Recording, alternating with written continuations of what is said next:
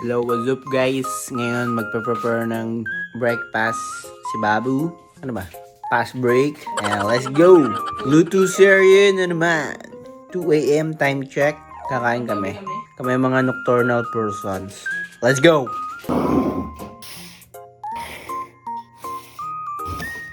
Ayun nga guys, magsimula tayo sa butter.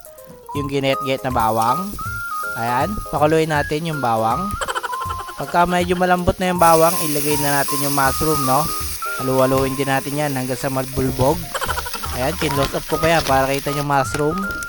Tapos yun, yung may binatong yun, nakala nyo dumi, pero nor cubes beef yun. At yan, ilagay na natin to 5 gramo, binili natin sa may kanto kanina. Halu-haluin lang natin para mag-incorporate, no? Lagyan natin ng konti sabaw para may mahigop tayo mamaya, no? At ayan, nakita natin medyo lumapot-lapot na kasi nilagyan natin ng 5 gramo. At lagyan natin itong itim. Hindi ko alam ba't nakalagay sa basil yan, basta ilagay nyo yan. At voila, mayroon tayong sabaw para higupin kasama ang ating hash brown. Ito naman hash brown, lutuin na natin ngayon. Maglagay na 3 kilong mantika at isa-isahin nating ilagay. Ayan, dapat ganyan din kabilis yung paglalagay nyo, baka masunog yung isa, tandaan nyo. Ayan, kinlosop ko para makita nyo na golden brown na yung ating hash brown. Kasi nga, hash brown. Basta guess nyo na yun. Sige. At ayan na, hanguin na natin ang hash brown. Yan na guys.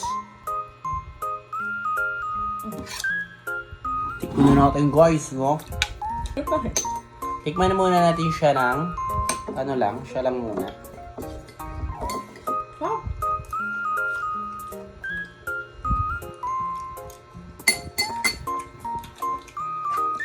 Lagyan natin siya ng gravy guys.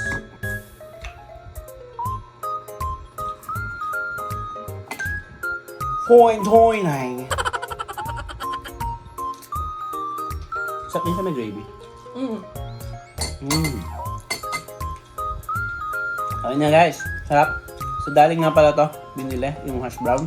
Kung nasarapan ka din, follow and feedback for more. Ano daw? Peace out!